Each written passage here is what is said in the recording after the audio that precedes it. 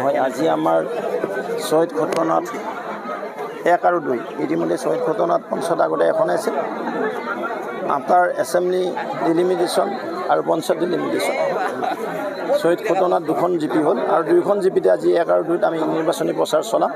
সেই নিমিত্তে আমি আমাৰ এই মাৰ্কেট যি আছে বাক্তা মাৰ্কেটত আজি এখন নিৰ্বাচনী প্ৰচাৰ সভা অনুষ্ঠিত হ'ল।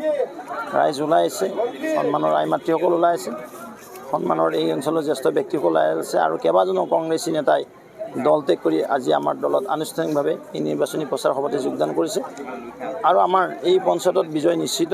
যোৱাবেলি এইখন পঞ্চায়ত কংগ্ৰেছ জিতিছিল, কিন্তু এইবেলি জনতাৰ যিটো আমি উমান পাইছোঁ, জনতা যিদৰে ওলাইছে, ডাবল ইঞ্জিনৰ চৰকাৰ যিমান কাম কৰিছে তাৰ ফলাফল পাইছে আৰু সেইকাৰণে ইয়াৰে জনতা ওলাইছে। নিশ্চিতভাৱে শহীদ ঘটনাত 1 আৰু 2 পিপুল ভোটত নিৰ্বাচিত হ'ব। লগতে আমাৰ বৰিগুক নতুন যি জিলা পৰিষদ গঠন হৈছে এইটোতো আমাৰ গীতিকা দাস বাইদেউ পিপুল ভোটত জয় হ'বলৈ সক্ষম হ'ব।